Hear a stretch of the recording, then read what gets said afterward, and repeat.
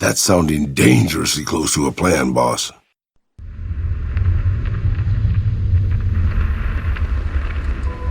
Fallout New Vegas is a big game. The Mojave Wasteland is expansive. The breadth of available quests is wide. The factions you can work for are many. But most importantly, the number of guns you can use is simply mind-boggling. Yet, for as many different kinds of ordnance that exist in New Vegas, there are still more weapons to discover in the game's extended downloadable content. If by chance that is the case and you're looking for new toys to fire, explode, swing, or just plain shoot off, then look no further. There are many new places to visit in each expansion, and the focus this time is the Divide and the wondrous arms you'll find when venturing down the Lonesome Road. Naturally, the first special weapon to cover when entering the Divide is a unique missile launcher called Red Glare.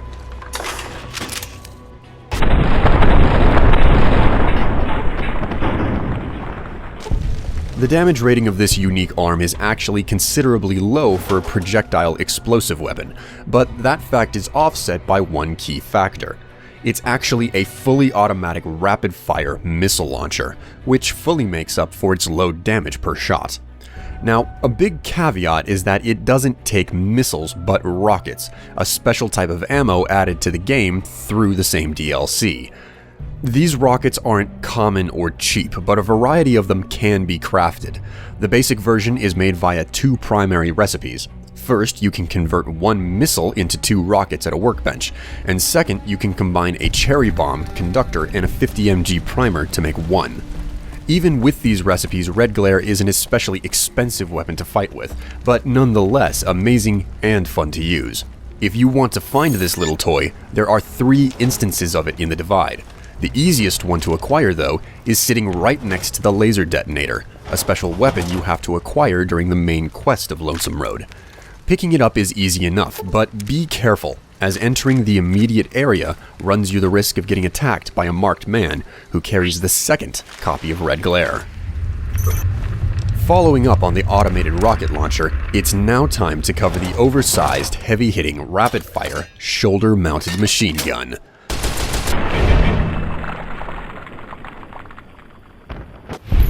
This pea shooter isn't actually a unique variant of anything, and is within itself a custom weapon. As such, there's little to compare it to. However, its damage per shot is very high for a rapid-fire gun, though this is offset by a relatively slower firing speed in comparison to other automatics. It also has a respectable amount of durability, fires common 10mm rounds, and has a surprisingly tight spread for improved accuracy. By all means, a gun worth having. Which leads us to where it can be found. The shoulder-mounted machine gun isn't particularly rare, as there are several instances across the Divide, especially in the later stages of the DLC. However, if you want to acquire the gun as early as possible, the first one can be found in a supply crate in the rubble of a collapsed building, right next to the collapsed overpass tunnel entrance, at the east end of Hopeville. You'll have to climb up through the mangled building first, but it's there, even though it's hard to spot. With ranged weapons covered, it's now time to talk about a special arm that requires you to get up close and personal with your enemies, and nothing will get closer or more covered in blood than the Industrial Hand. The Industrial Hand is one of the many off-shot variants of a standard power fist. Unlike all the other versions, which rely on simply punching though, the Industrial Hand is about shoving your fist into someone's face and holding it there.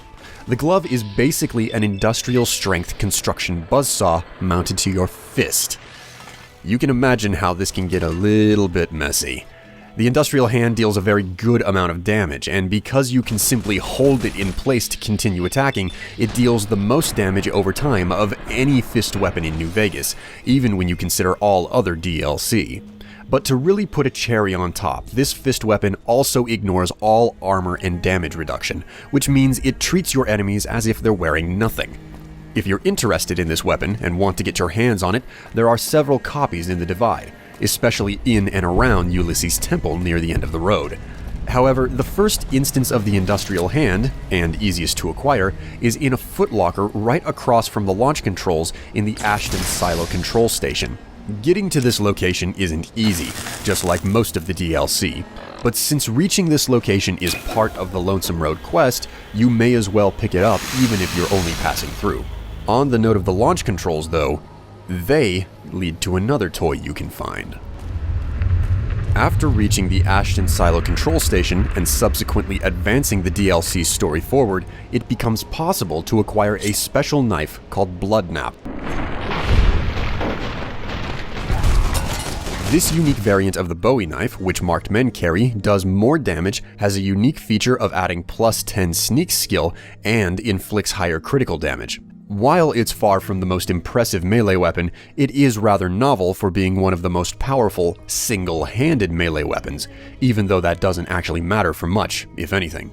Anyway, to acquire this blade, you need to head to the Courier's Mile, which is a special location southeast of Hopeville, the first large open area in the Divide. This area only opens up after you reach the Ashton Silo control station and push the story forward though, so backtracking is required.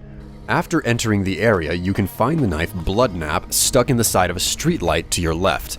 A word of warning though, watch out for radiation. Moving right along and following linear progression, the next weapon, or weapons to cover, are the Great Bear Grenade Rifle and the Red Victory Grenade Rifle.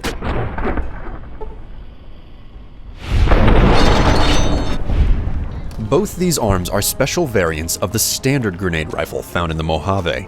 In the case of the Great Bear Rifle, it has a higher base and secondary explosive damage, as well as being more accurate and extremely durable.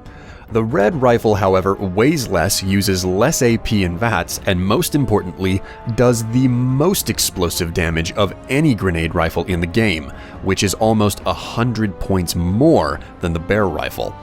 Now, these arms are two sides of the same coin. It's possible to get both, only one, or neither of them. When you reach the end of the Lonesome Road DLC, after speaking or dealing with Ulysses, the man who drew you there, you'll be in a situation where you must decide on a target for a set of armed warheads. There are 4 options to choose from, and depending on which one you take, a new location or locations can appear in the Mojave Wasteland for you to explore.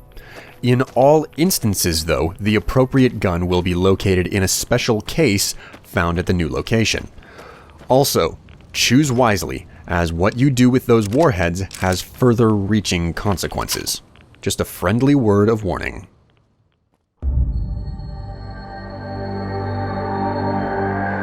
While there are more weapons found in the Lonesome Road, scattered all throughout the Divide, the ones mentioned here are fantastic examples of just how unique, unorthodox, and even practical the selection is.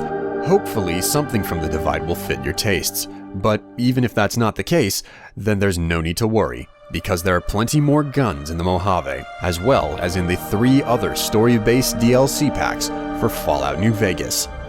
Thanks for watching and listening. I'm William Strife, and I'll see you later.